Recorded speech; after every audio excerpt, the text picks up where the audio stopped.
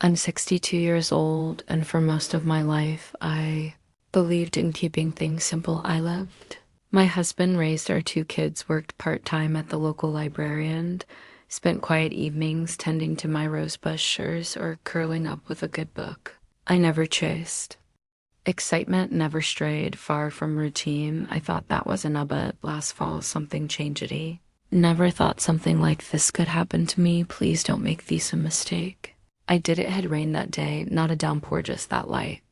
Steady drizzle that turns everything gray and makes you feel like the world's gone quiet. I remember how the windshield wipers made a soft rhythm as the car moved down the road back and forth, back and forth. We had just left a quarterly meeting at the Marriott Conference Center, one of those long corporate things with dry chicken lunches and lukewarm coffee. My husband, Greg, couldn't make it. He had a dental appointment. He couldn't reschedule, so his boss offered to drive me home since we lived only a few blocks apart. Are you sure?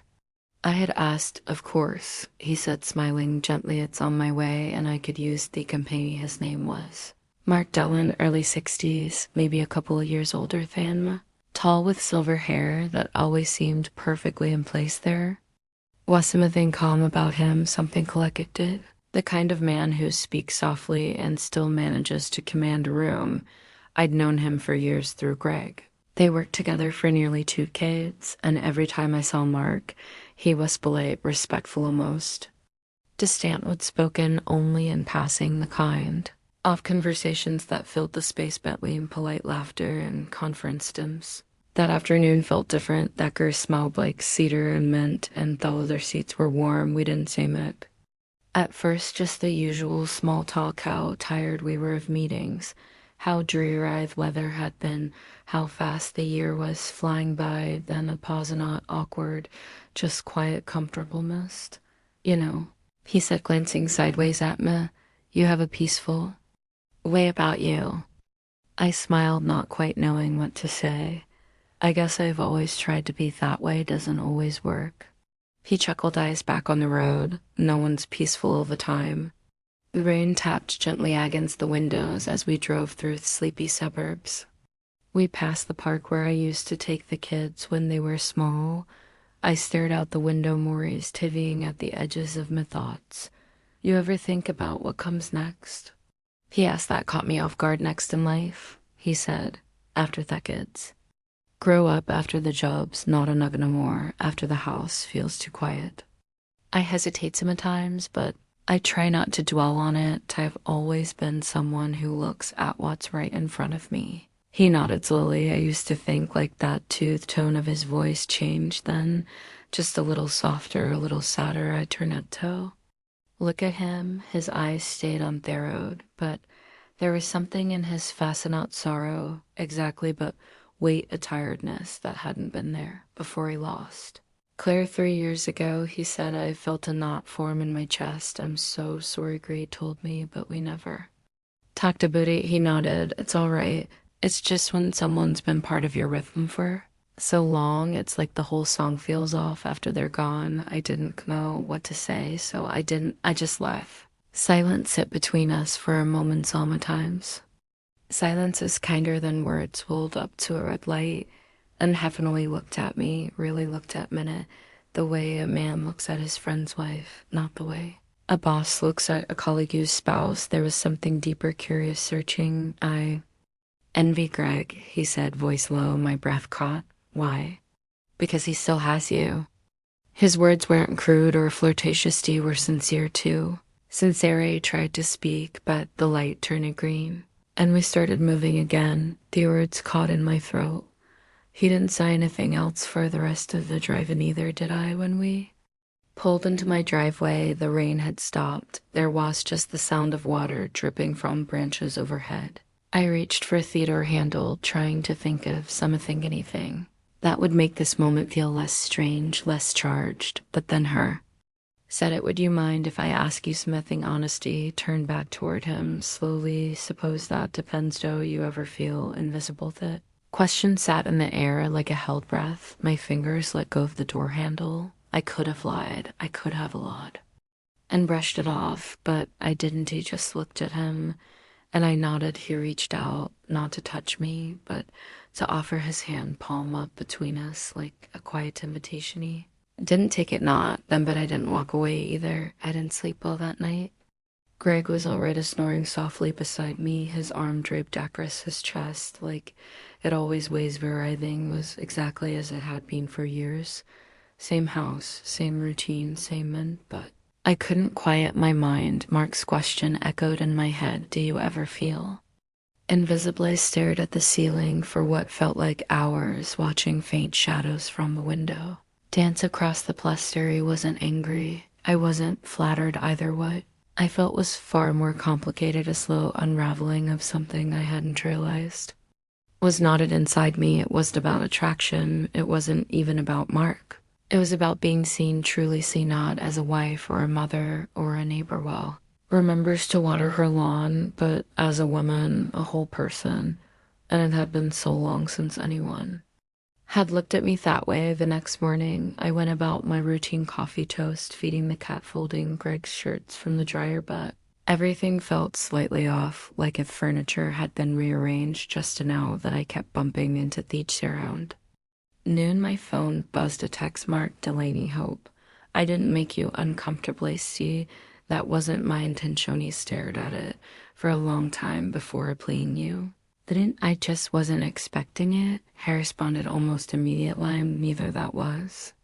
All just 2 words, but somehow they carried more weight than I wanted them to. We didn't talk again for a few days. I thought maybe it would be the end of it, estrangement and a car that would slowly fade into memory, but it didn't. If anything, it lingered then. The following week, Greg mentioned that Mark had invited a few people over for a small dinner. He said, "You're welcome to come too." He added, casual, buttering his toast. I kept my facet neutral. Sounds nice. He's being different lately, Greg said. Since Claire passed, think he's trying to reconnect with people. I nodded, sipping me coffee. I didn't say anything else. That dinner was the next. Saturday, casual, nothing fancy. A few couples from the office, some light jazz playing in the background. Mark's house was tasteful, lots of bookshelves, framed records on the wall, soft lighting when I arrived with Greg. Mark greeted US buff at the door. He was wearing a navy sweater over a white button tee, down sleeves pushed up to his forearms. Heist's expression didn't change when he saw Maybew. His eyes lingered for just a moment longer than necessary. Evening passed in a blur of conversation and laughter. I made small talk with Greg's co-workers, complimented wine, helped.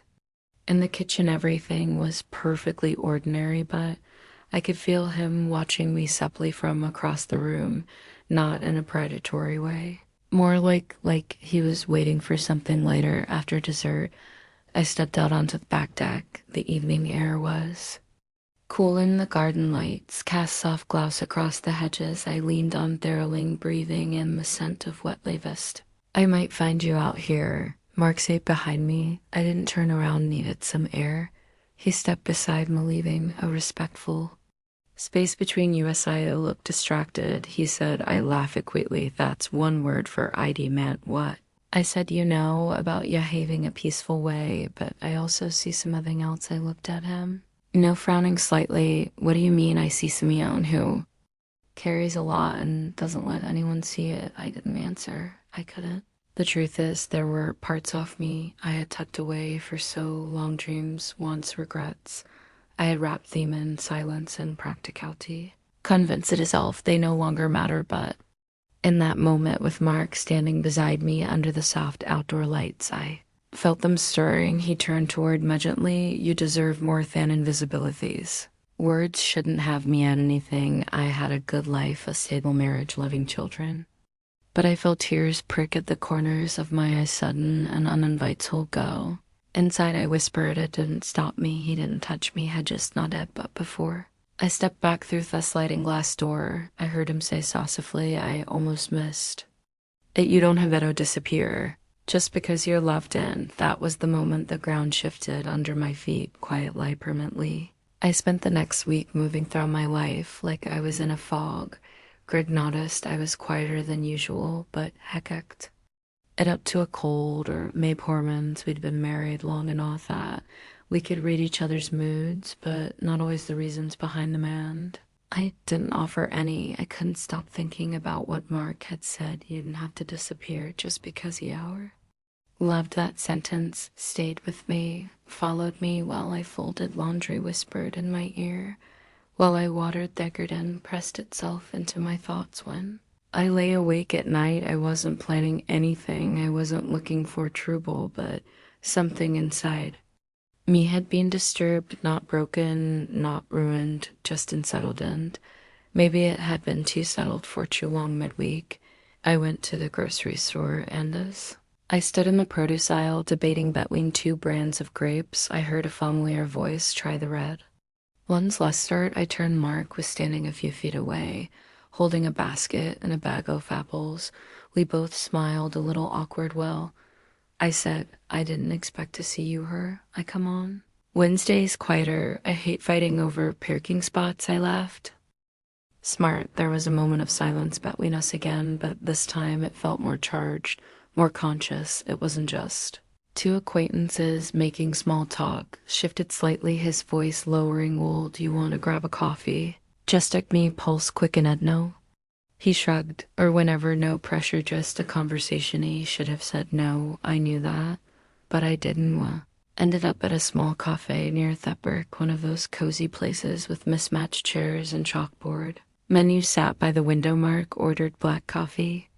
I ordered tea, and for a while we just talked it not about Crick, not about the office, just life. He told me about how low my house had felt after Claire died, how would wake up and forget for a moment she wasn't there, only to feel the weight of her absence hit him all over again. He listened, not as Crick's wife, not as a neighbor, just as a woman sitting across from a man who was being honest. When it was my turn to speak, I surprised myself with what came out. He don't think I've ever let myself want anything. That didn't make sense, I say. He looked at me gently. That sounds exhausting. As I whispered, was sat in silence for a while, watching. Rain began again outside the window. People passed by with umbrellas, heads down, lost in their own lives. Then softly, he said, would you let me see you again, just for coffee, nothing more? I met his eyes. They weren't demanding or expectant, just waiting. He could feel my heart beating in my throat. Okay. I said just coffee, but we both knew it wouldn't stay just coffee, not because of some reckless dizer, not because we wanted to hurt Nyon, but because something had begun, a slow, subtle pull between two people who had spent too long pretending they were wool. When I got home, Greg was in the garage, fixing the leaky garden hose. He waved at me through the open door, smiling like everything was fine, and it was on the surface. I made dinner. We watched the news. I kissed him goodnight, but lying in bed that night, I realized it's something I hadn't wanted to admit. I was no longer just waiting for Mark to reach out again. I was hoping he would. It was a Thursday afternoon when Mark texted again. Mark Delanier, you free tomorrow morning? I know Acquiet Place by the lake, good coffee. No pressure. I stared at the message, my thumb hovering over the screen. The week had passed slowly, too slowly. Every hour felt like a question I couldn't answer, and now here it was the answer asking for me. I typed yes and hit send before I could talk myself out of it. The next morning, I told Greg I was going to the farmer's market. He didn't question it. He was heading into the city for a team meeting, already half distracted by a conference call. I watched him pull out off the driveway, waving from the porch. Familiar ache of routine wrapping gearing me like a shawl thin. I got in my car and drove in the opposite direction. The cafe was tucked away near the lake, small, quiet, nearly empty on a Friday morning. Mark was already there. When I arrived, sitting at a table by the window, he looked up as I walked in, and something in his face softened. No smile, just stillness, recognition.